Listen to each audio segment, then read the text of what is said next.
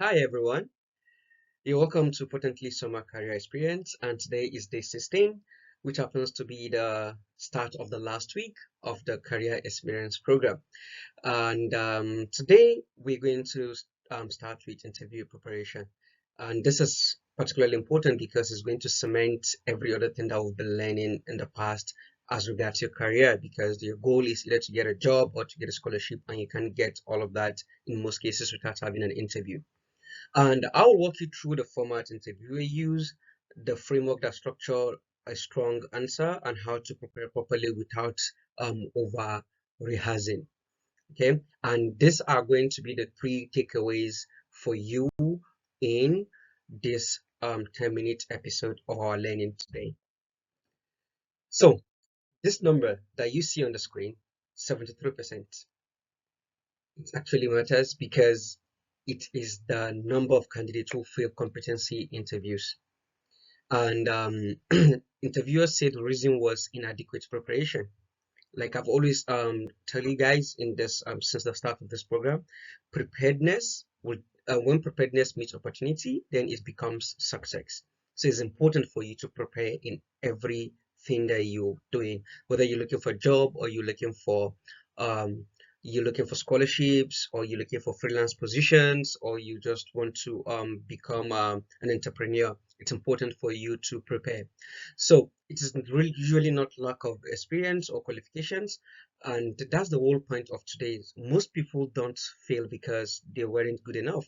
They fail because they didn't prepare the right way, and that is why we have potently to help back high potential and not just high grades. Sorry. So now let's look at the four formats you'll come across.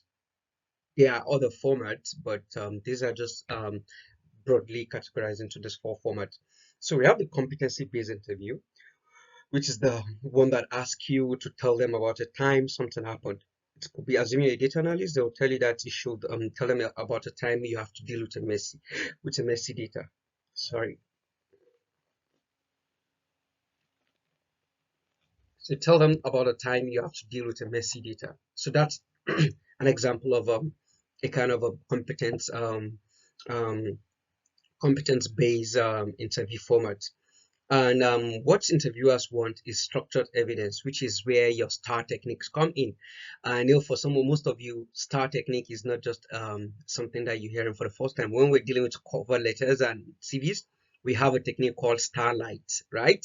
But in the interviews, it's just the star that is usually useful, and not the light part in CV is just to make your CV bullet points just light and not lengthy. But when it comes to interview, we just talk about the STAR, and STAR simply stand for situation, task, action, and then result. We're going to look into that in a more detail. Yeah. So the other format is the strength based, where they ask you questions like, "What do you enjoy the most?" Right?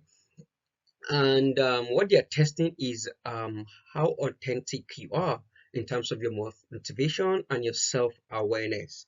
And sometimes it could be like a prompt question for the interviewers to really understand if you can deal with um, what you can deal with, the kind of job that the kind of day-to-day job that you're going to face in terms of the role, the people you deal with, and all of that. So they want to see if you have those skills.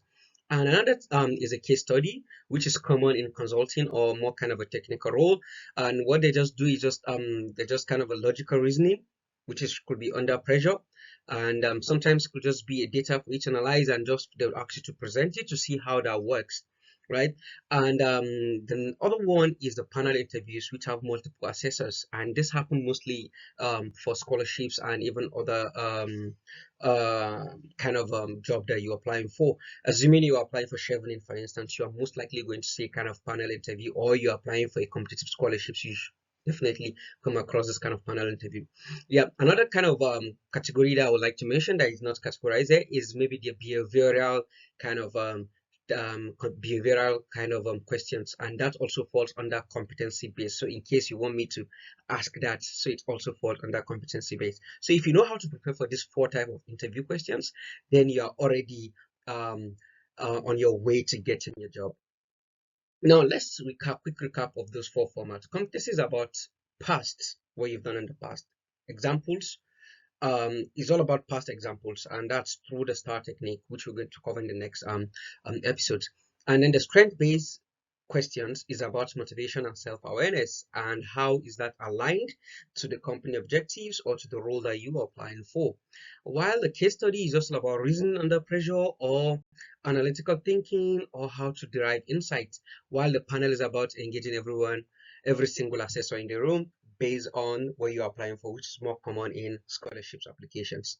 So now the framework that ties it together is called the STAR framework. And the STAR framework, the S stands for situation, and the T stands for task, A for action, and R for result. And this is the backbone of almost all competency or behavioral answers. So you spend most of your time on action using I and not we, right? The star simply means that you have to the S in the star, which is situation, is you state the time when something happened. For instance, if you tell us about a time where you have to deal with messy data. So you have to first tell them the situation. What was the situation? Then what did you do? That's the action. And it has to be I and not we. And then when you do that, then you're going to quantify the results where possible and end with what you learned, meaning like what is the outcome of the action that you do, right? And then so that's and you have to kind of prepare 2 or 3 flexible stories that flex across many questions. That's how you don't get that's how you don't get off that's how you don't get thrown out of balance when this kind of questions are being asked. Okay, so let's proceed. So here's how to keep it memorable. Lead with results before you unpack the results. Use the rule of 3. That is 3 crisp points, not 10. Just find 3 main points, 3 key points. You just find it and build a small story bank, because 3 good stories will cover most of the questions you are asked. Okay, so this is how you should structure it. This is how you should plan. At the end of the week, we're going to have an expert with us. Again, as usual, like we have every end of week, we're going to have an expert, and then we're going to practice this STAR technique. Okay, and yeah. So how do you prepare properly? Remember that 73% statistics, right? That statistics that tells you about inadequate preparation, not experience. So what so like lack of preparation is what actually trips people up.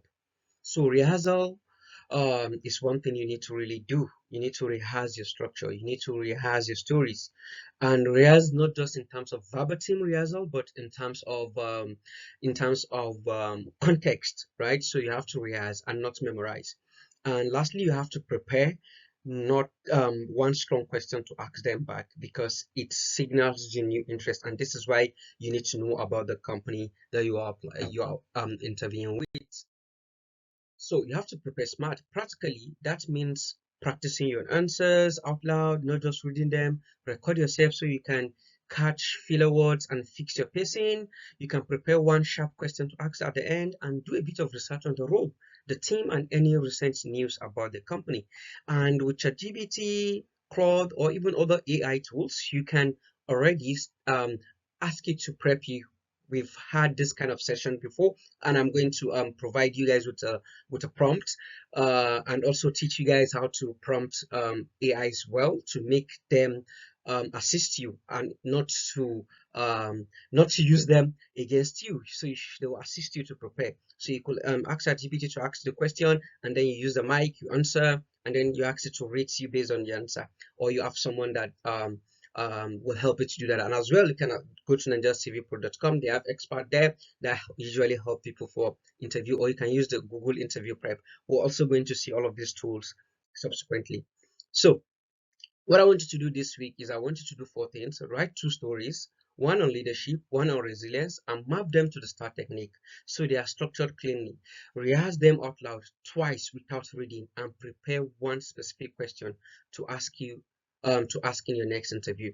Put that in the classroom, or in the comment section here on YouTube, or on the WhatsApp group. And lastly, I want to take another action, which is to write 2 examples from your experience, either academic, voluntary, or work-based. that demonstrate leadership and resilience. These two examples will anchor most of your star answers. And I want you to also reflect on which interview format feels most challenging for you right now, and which one would you like potentially to help you with. That's 10 minutes, and see you on the next episode tomorrow, Tuesday. Cheers, guys.